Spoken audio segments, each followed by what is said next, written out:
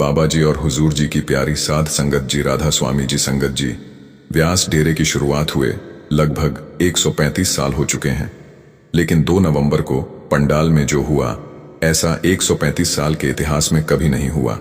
जो संगत उस दिन ब्यास गई थी, आप उनसे भी पूछ सकते हैं कि ऐसा पहले कभी नहीं हुआ था जैसा उस दिन हुआ।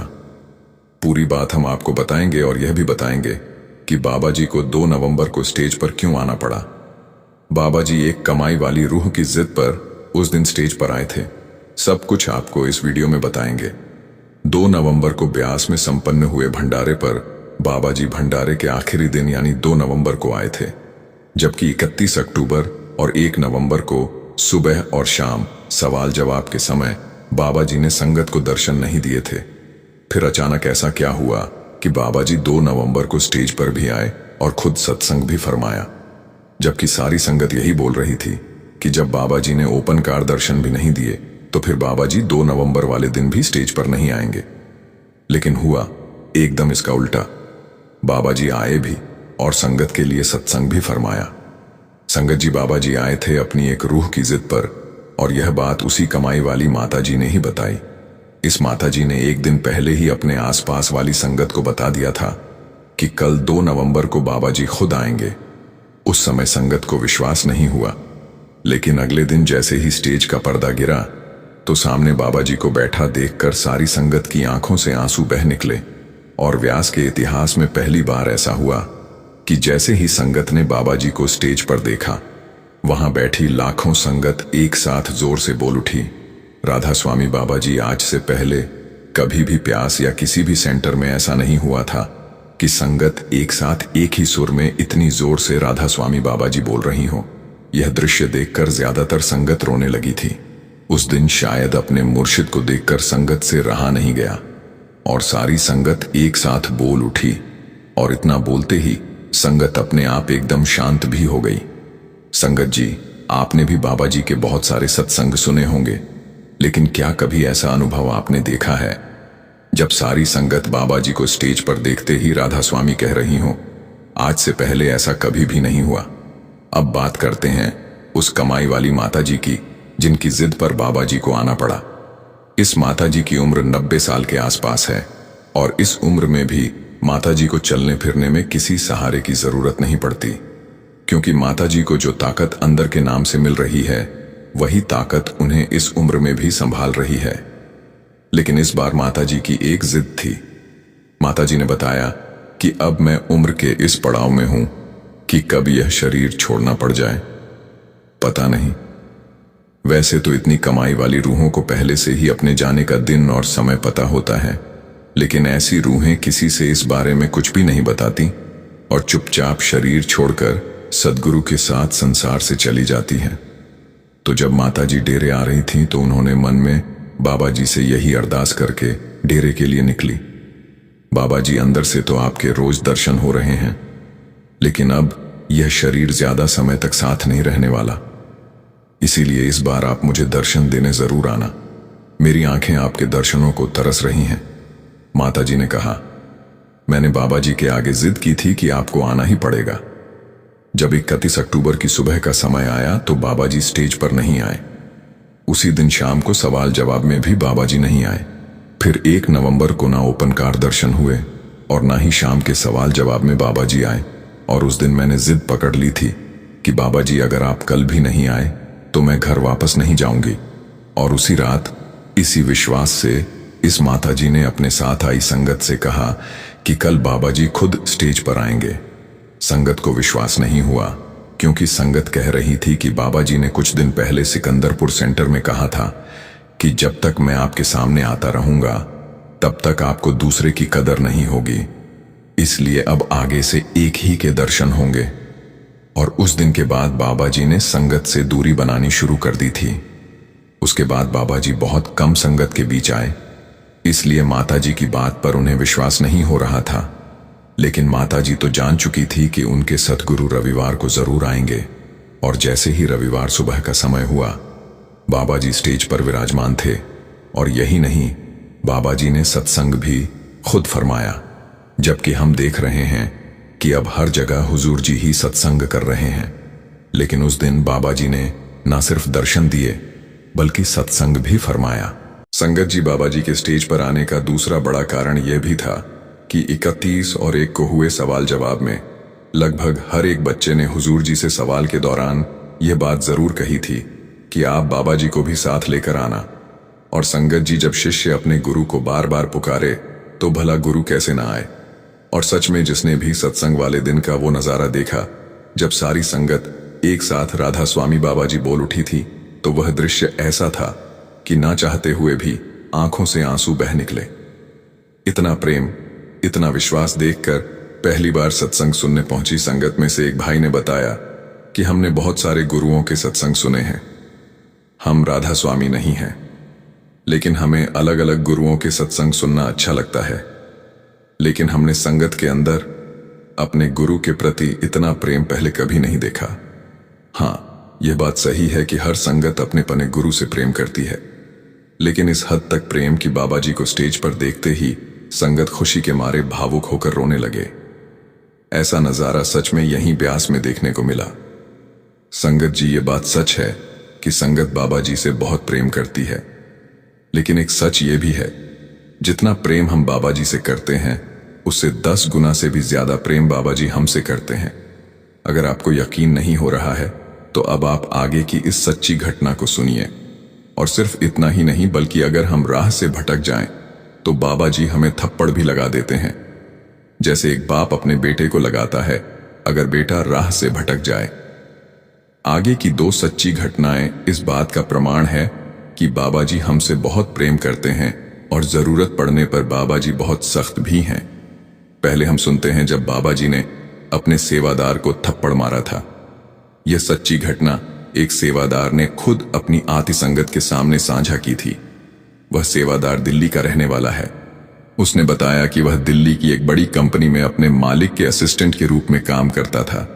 करीब 10-1 साल तक वह उसी मालिक के साथ जुड़ा रहा। मालिक का स्वभाव थोड़ा कड़क था, गुस्सैल भी कह सकते हैं। कई बार वह बिना वजह ऑफिस के बीचों बीच सबके सामने डांट दिया करता था। सेवादार कहता है, मुझे बहुत बुरा लगता था, मानो मेरी इज्जत तार तार हो गई हो, पर नौकरी की मजबूरी थी, इसलिए सब सहना पड़ता था। उसका कहना था कि शुरू में उसे लगता था कि मालिक सिर्फ उसी के साथ ऐसा व्यवहार करता है, पर वक्त बीतने के साथ एहसास हुआ कि वह अपने घर वालों और बाकी कर्मचारियों से भी उसी रूखेपन और घमंड के साथ पेश आता है। फर्क बस इतना था कि अब तक मैंने यह देखा ही नहीं था। वो आगे बताता है, मालिक गुस्सैल था, मगर उसका एक अच्छा गुण भी था। वो दूसरों की आस्था का सम्मान करता था। खुद तो माता रानी का बड़ा भक्त था, लेकिन उसने कभी मेरी श्रद्धा पर सवाल नहीं उठाया। जब भी मैंने डेरे जाने के लिए छुट्टी मांगी, उसने बिना किसी बहाने के मंजूर कर ली। उसका कहना था कि भगवान एक ही है, बस लोग उसे अलग अलग रूपों में पूजते हैं। कोई मंदिर जाता है, कोई डेरे जाता है, सबका उद्देश्य तो एक ही है। सेवादार हल्की मुस्कान के साथ आगे कहता है, शायद यही उसकी एकमात्र अच्छाई थी। इसके अलावा उसके स्वभाव में मुझे कोई भी सकारात्मकता नजर नहीं आती थी। बाकी वह समय पर वेतन देता था, खर्चे पूरे कर देता था। इस बात का एहसास मुझे बाद में हुआ कि कम से कम जिम्मेदारी का एहसास उसमें था। फिर सेवादार ने आगे बताया, मेरी 2 बेटियां हैं। बड़ी की शादी 2 साल पहले हो चुकी है। अब हमारी छोटी बेटी के लिए भी रिश्ता देखने की बात शुरू हो चुकी थी। कुछ समय बाद एक बहुत अच्छा परिवार मिला, सादगी भरा, संस्कारी और समझदार हमें लगा। यही रिश्ता हमारी बेटी के लिए ठीक रहेगा और हमने खुशी खुशी यह रिश्ता पक्का कर दिया, क्योंकि बड़ी बेटी की शादी में हमने उसे मोटरसाइकिल दी थी। इसलिए मन में यही विचार था कि छोटी को भी वही चीज दें, ताकि दोनों बेटियों में कोई फर्क महसूस ना हो। यही सोचकर मैंने शादी की तैयारियां शुरू कर दी। बैंक में जितनी बचत थी सब निकाल ली और धीरे धीरे शादी का सामान खरीदने में लग गया। बाकी सारी तैयारियों के पैसे तो किसी तरह पूरे हो गए, लेकिन मोटरसाइकिल के लिए रकम कम पड़ गई। मैं चाहता था कि इस बार भी वही उपहार दूं, ताकि किसी को यह ना लगे कि छोटी बेटी के साथ कुछ कम किया गया। इस बात को ध्यान में रखते हुए मैंने अपने मालिक से 2 महीने की सैलरी एडवांस में मांग ली, मगर उसने साफ इनकार कर दिया। बहाना बनाकर बोला, कंपनी इस वक्त घाटे में चल रही है, ऊपर से बैंक का भी कर्ज सिर पर है, इसलिए अभी एडवांस देना मुमकिन नहीं। मुझे अंदर से यकीन था कि वह झूठ बोल रहा है। असलियत तो यह थी कि उसके पास पैसों की कोई कमी नहीं थी। मैं जानता था कि वह अपने ऑफिस की एक अलमारी में नकद रकम रखता था। वो वही पैसा होता था जिसका हिसाब किताब बैंक या रिकॉर्ड में नहीं होता था। सब कैश में चलता था, क्योंकि मैं उसका बेहद करीबी था, इसीलिए मुझे इस बात की जानकारी थी। एक बार तो मैंने अनजाने में यह राज अपने एक पुराने दोस्त से भी साझा कर दिया था। वो मेरा बचपन का साथी था, लेकिन अब उसका रास्ता कुछ और ही था। उसकी संगति गलत हो चुकी थी। वो शराब, जुए और गलत आदतों में डूबा हुआ था। मुझे क्या पता था कि वही बात जो मैंने सहजता से कह दी थी, आगे चलकर मेरी जिंदगी में तूफान बन जाएगी। हम दोनों बचपन से साथ पले बढ़े थे, इसलिए मैं उसे दोस्त के सिवा और कुछ मानता ही नहीं था। उसकी निजी जिंदगी कैसी भी हो, मुझे फर्क नहीं पड़ता था। मेरे लिए वो वही पुराना साथी था। उसने मुझे कभी भी जुए में शामिल होने के लिए दबाव नहीं डाला। धीरे धीरे मेरी बेटी की शादी की तारीख नजदीक आ रही थी और मोटरसाइकिल के पैसे अभी तक नहीं जुट पाए थे। उसी बेचैनी में मैंने उस बचपन के दोस्त से यह बात शेयर कर दी। उसने ठहर कर सुना, फिर कुछ हिचकते हुए कहा, अगर तू बुरा ना माने तो मैं एक बात बताऊं? मैंने कहा, बुरा कैसा? बता। अगर तू मदद कर सके तो मैं मान जाऊंगा। फिर उसने अपना प्रस्ताव रखा। उसने बताया कि मेरी हालत तू जानता ही है, पर एक तरीका है जिससे बहुत सारा पैसा आ जाएगा, और जो सबसे बड़ी बात, उसे लौटाने की चिंता भी नहीं होगी। ये सुनकर मैंने आश्चर्य से पूछा, ऐसा क्या तरीका है जिसमें पैसे वापस नहीं देने पड़ेंगे? वो थोड़ा ठिठका फिर बोला, तू खुद कहता था कि तेरे मालिक के पास बहुत सारा नकद पैसा आता है और वह उसे अपने ऑफिस की अलमारी में रखता है। मैंने कहा, हां, पर उसने मना कर दिया। तब उसने साफ कह दिया, मुझे उनसे पैसे मांगने की जरूरत नहीं, उनको वहीं से उठाना होगा। यह सुनते ही मुझ में गुस्सा उमड़ आया। मैंने उसे कड़े शब्दों में टोका और याद दिलाया कि हमारे गुरु ने ऐसे किसी भी काम की सख्त मनाही की है, पर वह फिर भी मनाने लगा। मैं तुझसे चोरी करने को नहीं कह रहा। सोच तो वो आदमी जिसने तुम्हारी सालों की निष्ठा की कभी कदर नहीं की, जिसने बार बार तुम्हें अपमानित किया और जब तुझे सच्ची जरूरत पड़ी तो थामने को कुछ ना दिया। तूने उसकी नौकरी सौंपी हुई थी, उसने कितनी बार तेरी बेइज्जती की, पर अब जब तेरी बेटी की शादी है तो पैसे देने से इनकार कर देता है।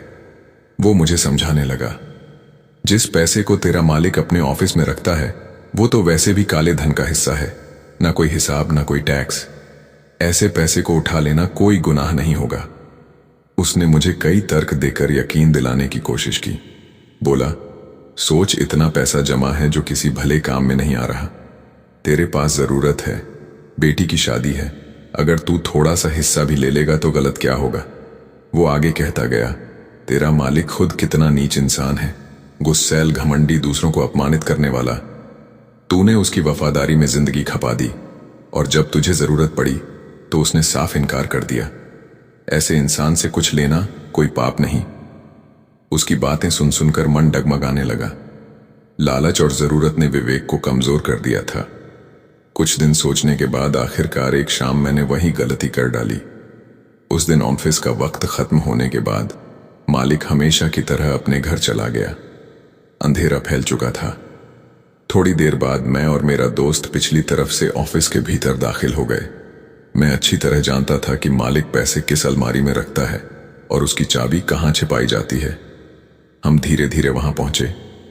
धड़कनें तेज हो चुकी थीं। मैंने कांपते हाथों से चाबी उठाई और उसे ताले में लगाने ही वाला था कि अचानक किसी ने मेरे गाल पर जोरदार थप्पड़ मारा।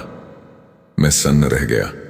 कमरे में गहरी अंधेरी थी, कुछ दिख नहीं रहा था। पल भर को लगा कि शायद यह मेरा भ्रम है, पर तभी दूसरा थप्पड़ मेरे मुंह पर किसी ने मारा। अब तो मेरा दिल कांप उठा। मैं घबराकर पीछे हट गया।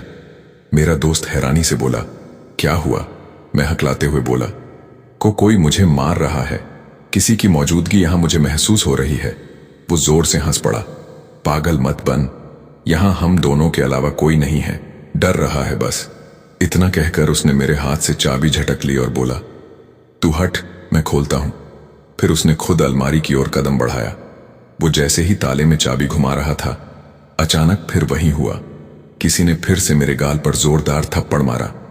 इस बार थप्पड़ के साथ एक अजीब सी रोशनी फैली और मैंने साफ देखा, बाबा जी सफेद कुर्ता पायजामा पहनकर मेरे सामने खड़े हैं।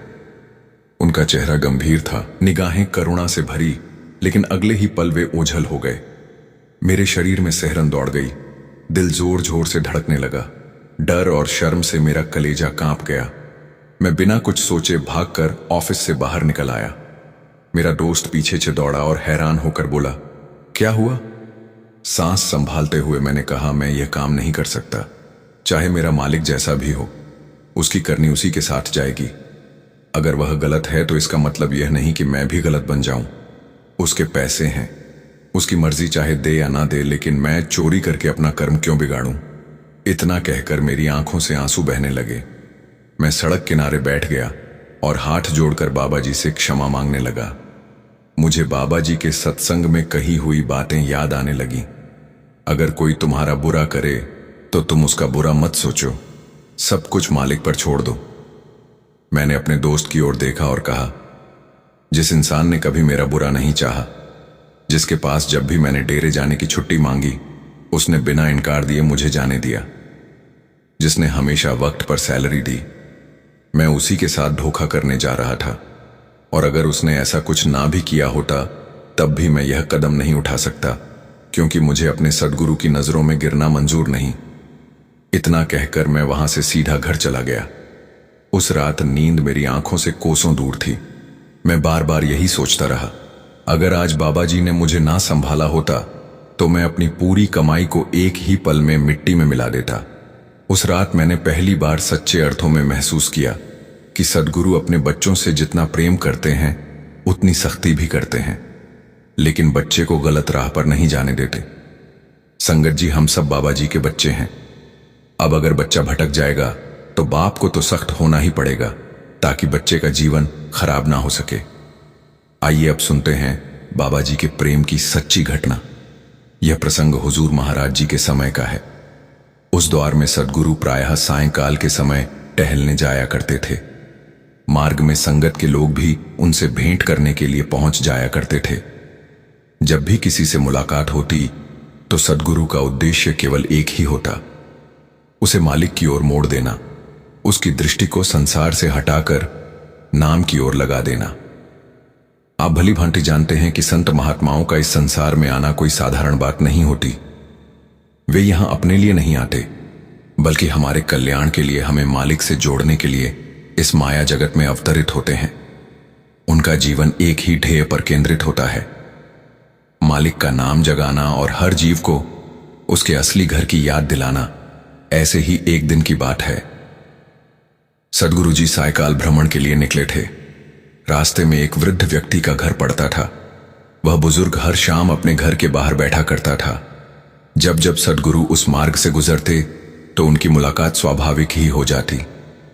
हुजूर स्नेहपूर्वक रुकते, उसका हालचाल पूछते और बड़े प्रेम से समझाते, भाई समय निकालकर मालिक का नाम सुमिरन किया कर, उसका भजन बंदगी किया कर। हुजूर जी का उस बुजुर्ग से एक विशेष लगाव हो गया था। रोज शाम को टहलते हुए जब भी वे उस रास्ते से गुजरते तो वह बुजुर्ग हमेशा अपने घर के बाहर बैठा मिलता। सद्गुरु जी स्नेह से रुकते, मुस्कुराकर उसका हाल पूछते और बड़े प्रेम से कहते, भाई थोड़ा समय निकालकर मालिक की भजन बंदगी किया कर, यही तेरी असली पूंजी है। पर हर बार वह बुजुर्ग विनम्रता से वही उत्तर देता, महाराज जी जिम्मेदारियां बहुत हैं, बच्चे अभी छोटे हैं, समझ नहीं है उन्हें। घर का सारा बोझ मुझ पर ही है, खेतों की देखभाल, कारोबार का ध्यान, सब कुछ मुझे ही संभालना पड़ता है। ऐसे में भजन बंदगी के लिए समय ही नहीं मिल पाता। जब बच्चे समझदार हो जाएंगे, अपने पैरों पर खड़े हो जाएंगे, कारोबार और जमीन जायदाद की देखभाल अपने हाथों में ले लेंगे, तब चैन मिलेगा, तब मालिक की भक्ति कर पाऊंगा। हर बार हुजूर जी बड़ी करुणा से उसकी बातें सुनते, लेकिन फिर भी प्रेम पूर्वक उसे वही याद दिलाते, भाई मालिक का नाम सबसे बड़ा सहारा है, बाकी सब तो क्षणिक है। फिर एक दिन हुजूर जी ने बड़ी कोमलता से कहा, ठीक है भाई, जब तुझे लगे कि तेरी जिम्मेदारियां पूरी हो गई हैं, बच्चे संभल गए हैं, और अब तू निश्चिंत होकर मालिक की भजन बंदगी कर सकता है तो मुझे जरूर बता देना, क्योंकि मैंने तेरे उद्धार का वचन लिया है। जब वह समय आए तो खबर जरूर देना। यह कहकर सदगुरु जी आगे बढ़ गए। इस तरह समय धीरे धीरे बीतता गया। वह बुजुर्ग किसान अब उम्र दराज हो चुका था, लेकिन जीवन की रफ्तार पहले जैसी ही चल रही थी। उसके बच्चे अब बड़े हो गए थे, सब अपने पैरों पर खड़े हो गए थे और खेत खलिहान की देखरेख भी वहीं संभालने लगे थे। एक दिन हुजूर जी महाराज उस ओर से गुजर रहे थे। उन्होंने उसी प्रेम भाव से उस किसान को देखा जो हमेशा की तरह अपने घर के बाहर बैठा था। सदगुरु जी मुस्कुराए और बोले, भाई, अब तो तेरे बच्चे संभल गए हैं, तेरी जमीन जायदाद भी उनके हाथों में है। अब तो तुझे मालिक की ओर ध्यान लगाना चाहिए। बाकी सब जिम्मेदारियां तो पूरी हो गई। अब जीवन का बाकी समय भजन बंदगी में लगाना ही तेरे लिए सबसे बड़ी नेमत होगी। बुजुर्ग ने सिर झुकाते हुए नम्र स्वर में कहा, महाराज जी हां, बच्चों ने अब कारोबार संभाल लिया है, खेतों की देखभाल भी वे ही करते हैं, पर अभी भी कुछ जिम्मेदारियां बाकी हैं। मुझे उनकी शादियां करनी है। जब यह सब विवाह बंधन में बंध जाएंगे और अपने घर गृहस्थी में रम जाएंगे, तब मुझे कुछ चैन मिलेगा। तब मैं भी मालिक की भक्ति में मन लगा पाऊंगा। हुजूर जी मुस्कुरा दिए। समय फिर बहता गया। आखिरकार उसके बेटों की शादी भी हो गई। सब कुछ व्यवस्थित हो गया। एक दिन फिर वही दृश्य, हुजूर जी शाम के भ्रमण पर निकले थे और वही बुजुर्ग किसान अपने घर के बाहर बैठा था। हुजूर जी ने स्नेह से अभिवादन किया और कहा, भाई, अब तो तेरे लड़कों की शादी भी हो गई है। तूने कहा था कि जब यह सब जिम्मेदारियां पूरी हो जाएंगी तब मालिक की तरफ ध्यान दूंगा, तो अब बता, अब कौन सी चिंता बाकी रह गई है? वह बुजुर्ग किसान मुस्कुराते हुए बोला, महाराज जी, अभी तो बहुत समय पड़ा है। अभी अभी बच्चों की शादी हुई है और अब तो मुझे अपने पोते पोतियों के साथ वक्त बिताना है, उन्हें गोद में खिलाना है, उनके साथ खेलना है। जब यह थोड़े बड़े हो जाएंगे तब मालिक की भजन बंदगी कर लूंगा। सदगुरु ने उसके शब्द सुने, फिर बड़े शांत भाव से मुस्कुराए। वे समझ चुके थे कि यह आत्मा अब तक माया के मोह में फंसी हुई है। उसका मन सांसारिक स्नेह और रिश्तों की डोर में उलझा हुआ है। सदगुरु बिना कुछ कहे धीरे धीरे वहां से चले गए। कुछ महीने बीते। एक दिन सदगुरु उसी मार्ग से फिर गुजरे। इस बार वह बुजुर्ग बाहर नहीं दिखाई दिया। सदगुरु ने उसके घर जाकर पूछा, भाई, तुम्हारे पिताजी कहाँ हैं? घर वालों ने उत्तर दिया, महाराज जी, वे तो अब इस संसार में नहीं रहे, उनका देहांत हो गया। सदगुरु कुछ क्षण मौन रहे, फिर बड़े कोमल स्वर में बोले, वे मेरे मित्र थे, इसलिए पूछ लिया। इतना कहकर सदगुरु अंतर्ध्य हो गए। उन्होंने अपनी दिव्य दृष्टि से देखा कि उस बुजुर्ग किसान का अगला जन्म किस रूप में हुआ है। पता चला कि उसे अपने जीवन में एक गाय से अत्यंत प्रेम था। वह उसका बहुत ध्यान रखता था। उसी ममता के बंधन के कारण अगला जन्म उसने उसी गाय के बछड़े के रूप में लिया। हुजूर उस गाय और बछड़े के पास पहुंचे। वे चुपचाप कुछ देर तक खड़े रहे, फिर बड़े प्रेम से दोनों के सिर पर हाथ फेरा। कुछ दिनों बाद सदगुरु फिर वहां आए। उन्होंने वहीं बछड़ा देखा। सदगुरु ने झुककर उसके शरीर पर हाथ फेरा और स्नेह से कहा, कैसा है तू भाई? वो बोला, महाराज जी, मैं ठीक हूं। सदगुरु मुस्कुराए और बोले, हमने तेरा वचन लिया था कि तेरा उद्धार हम ही करेंगे। चिंता मत कर, अब तुझे अपने असली घर पहुंचाना हमारा काम है। तो वह मुस्कुराकर बोला, नहीं महाराज जी, अभी तो मुझे ऐसे ही रहने दो। अब मेरे पोते पोतियां हुए हैं, मुझे उन्हीं के साथ रहना अच्छा लगता है। उन्हें देखकर दिल को सुकून मिलता है। इसी बहाने मैं उनके पास रह पाऊंगा। सदगुरु ने उसकी बात सुनी, एक कोमल मुस्कान दी। वह मुस्कान करुणा से भरी थी और चुपचाप वहां से आगे बढ़ गए। कुछ ही महीनों बाद उस बछड़े का देहांत हो गया। हुजूर अंतर्मुख हुए, दिव्य दृष्टि से देखने लगे। उन्होंने पाया कि वह आत्मा अब एक कुत्ते के रूप में जन्म ले चुकी है। वह उसी जमीन पर जहां उसका घर था, उसी के आसपास भटक रहा है। हुजूर उस स्थान पर पहुंचे जहां वह कुत्ता बैठा था। उन्होंने स्नेह से उसके सिर पर हाथ फेरा और कहा, कैसे हो भाई? अब तो तेरी मुक्ति कर दूं। उसने तुरंत जवाब दिया, नहीं महाराज जी, अभी नहीं। मेरे बच्चे घर का ध्यान नहीं रखते। उनकी संपत्ति की, घर की रखवाली, खेतों की रखवाली मुझे ही करनी पड़ती है। अगर मैं ना रहूं तो चोर आकर सब कुछ उठा ले जाएंगे। मुझे अब भी इनका पहरा देना है। सदगुरु ने करुणा से उसकी बातें सुनी, फिर धीरे धीरे वहां से चले गए। कुछ समय बाद कुत्ते का भी देहांत हो गया। फिर कुछ समय बाद एक दिन घर वालों ने देखा कि आंगन में एक सांप घुस आया है। उन्होंने उस सांप को मार डाला, लेकिन सदगुरु सब जानते थे, वो सांप वहीं उस बुजुर्ग की आत्मा थी जो मोह के कारण बार बार अपने उसी घर में पहुंच जाती थी। अब वह आत्मा एक कीड़े के रूप में उसी घर की नाली में जन्मी। एक दिन सदगुरु फिर उसी घर में पधारे। अंतर्ध्यान होकर उन्होंने देखा कि वह आत्मा अब नाली के कीड़े के रूप में पड़ी है। सदगुरु के साथ एक शिष्य भी था। उन्होंने कहा, देखो वही आत्मा अब इस नाली के भीतर है, इसे बाहर निकालो। सेवादार ने तुरंत आज्ञा का पालन किया। उसने ध्यानपूर्वक उस छोटे से कीड़े को बाहर निकाला और धीरे से जमीन पर रख दिया। हुजूर झुककर उसे अपनी हथेली पर उठा लेते हैं। फिर हुजूर ने पूछा, कैसा है अब तू भाई? तभी उस आत्मा ने बड़ी विनम्रता और व्यथा से कहा, महाराज जी, अब बहुत दुख हो चुका है, इस बार मुझे मुक्ति दे दीजिए। अब मुझसे और सहा नहीं जाता, अब मुझे यहां नहीं रहना। हुजूर ने उसकी यह करुण पुकार सुनी। उनकी आंखों में करुणा छलक आई। उसी क्षण उन्होंने उसे अपनी दिव्य शक्ति से मुक्ति प्रदान कर दी। उस आत्मा का उद्धार हो गया। वह संसार के जन्म मरण के बंधन से मुक्त होकर अपने असली धाम सचखंड में पहुंच गई। संगत जी, सच कहा जाए तो हमारा हाल भी उस बूढ़े किसान जैसा ही है। हम भी सांसारिक मोह माया की इस गहरी दलदल में डूबे हुए हैं। अगर आज सदगुरु स्वयं हमारे सामने आकर कहें, चलो अब सचखंड जाने की तैयारी करो, तो हम भी बहाने बनाने लगेंगे। कोई कहेगा अभी बच्चे छोटे हैं, कोई कहेगा अभी जिम्मेदारियां बाकी हैं, कोई बोलेगा अभी शादी ब्याह करवाने हैं, और कोई कहेगा अभी थोड़ा समय और मिल जाए। यही तो माया का प्रभाव है। वह हमें झूठे सुखों में बांध कर रखती है। हमें अपने असली स्वरूप, अपनी आत्मा की पहचान ही नहीं रहने देती। हम इस शरीर के साथ इतने एकरूप हो गए हैं कि हमें लगता है यही मैं हूं, यही जीवन है।